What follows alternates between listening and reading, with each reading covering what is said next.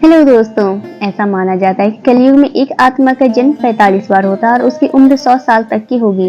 क्या आप जानते हैं कि एक आत्मा की इस युग में कितनी बार जन्म लेती है? नहीं जानते हैं तो वीडियो में कंटिन्यू बने रहे और चैनल को सब्सक्राइब कीजिए ताकि और भी ऐसी वीडियो आपको देखने के लिए मिलती रहे। महर्षि व्यास जी के अनुसार सतयुग, त्रेता युग, द्वापर युग, कलयुग ये 4 युग हैं जो देवताओं के 12,000 दिव्य वर्षों के बराबर होते हैं। समस्त चतुर्युग एक से ही होते हैं। आरंभ सतयुग से होता है और अंत में कलयुग होता है। किसी भी जन्म में अपनी आजादी से किए गए कर्मों के मुताबिक आत्मा अगला शरीर धारण करती है। हिंदू धर्म के सर्वोच्च ग्रंथ है जो पूर्णतः अपरिवर्तनीय है, अर्थात किसी भी युग में इसमें कोई बदलाव नहीं किया जा सकता। ब्रह्मा जी कृतयुग में जिस प्रकार सृष्टि का आरंभ करते हैं वैसे ही कलयुग में उसका उपसंहार करते हैं। सतयुग, द्वापर युग, कलयुग, हर युग में कोई ना कोई भगवान जन्म जरूर लेते हैं, ऐसा सभी लोगों का मानना है। लेकिन क्या आप जानते हैं कि किस युग में इंसान कितना जन्म लेता है? इसलिए आइए जाने चारों युगों के बारे में और कुछ ऐसी बातें जो आपने कभी नहीं सुना होगा। सतयुग के लिए माना जाता है कि इस युग में भगवान राम ने रावण का वध करने के लिए जन्म लिया था, क्योंकि जब जब इस धरती पर पाप बढ़ा है तब तब भगवान ने इस धरती को अपना विराट रूप दिखाया है। सतयुग में धरती पर आत्माओं का वास हुआ करता था, जिसे वर्ल्ड ऑफ सोल भी कहा जाता है। जैसे हर शरीर का अंत होता है, ठीक वैसे ही समय का भी अंत आता है।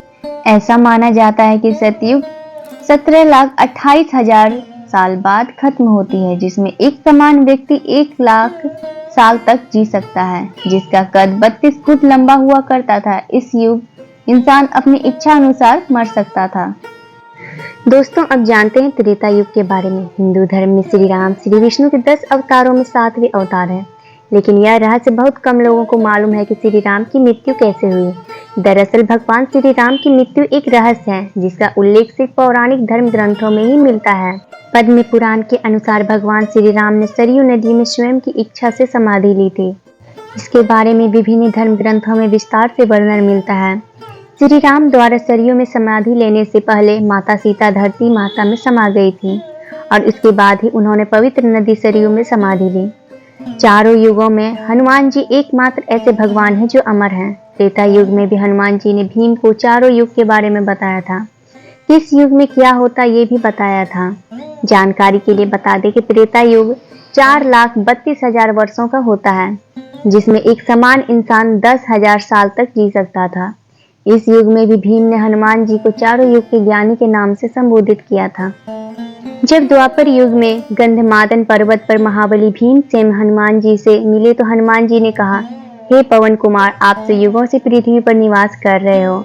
आप महाज्ञान के भंडार हो, बल बुद्धि में प्रवीण हो। कृपया आप मेरे गुरु बनकर मुझे शिष्य रूप में स्वीकार करके मुझे ज्ञान की भिक्षा दीजिए। तो हनुमान जी ने कहा, हे भीमसेन, सबसे पहले सतयुग आया, उसमें जो कामना मन में आती थी वो कृत्य पूरी हो जाती थी, इसलिए इसे त्रेता युग भी कहते हैं। इसमें धर्म को कभी हानि नहीं होती थी। इसके बाद त्रेता युग आया। इस युग में यज्ञ करने की प्रवृत्ति बन गई, इसलिए इसे त्रेता युग कहते हैं। त्रेता युग में लोग कर्म करके कर्म फल प्राप्त करते थे।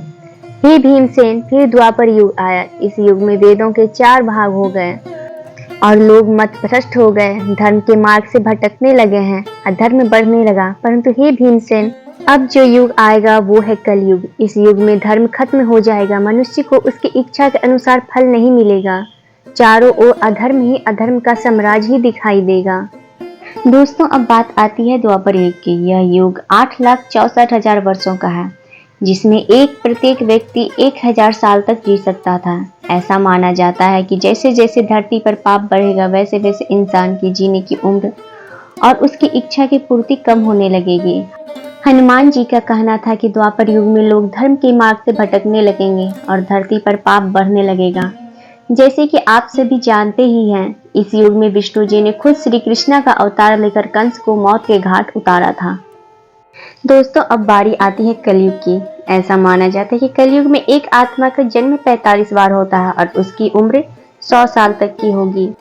इस युग में इंसान पर्यावरण को तहस नहस कर देगा और इस युग में इंसान की इच्छा पूर्ति कम हो जाएगी और वे पाप के भागीदार बन जाएंगे। कलयुग के अंतिम काल में भगवान विष्णु का कल्कि अवतार होगा।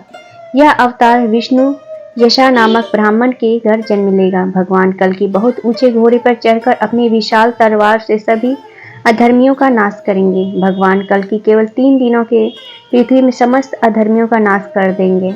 ऐसा माना जाता है कि कलयुग के अंतिम समय में बहुत मोटी धारा से लगातार वर्षा होगी, जिससे चारों ओर पानी ही पानी आ जाएगा। समस्त पृथ्वी पर जल हो जाएगा और प्राणियों का अंत हो जाएगा। इसके बाद एक साथ 12 सूर्य उदय होंगे और उससे तेज से पृथ्वी सूख जाएगी। तो दोस्तों, आज का वीडियो आप लोगों को कैसा लगा कमेंट बॉक्स में जरूर लिखिए। धन्यवाद।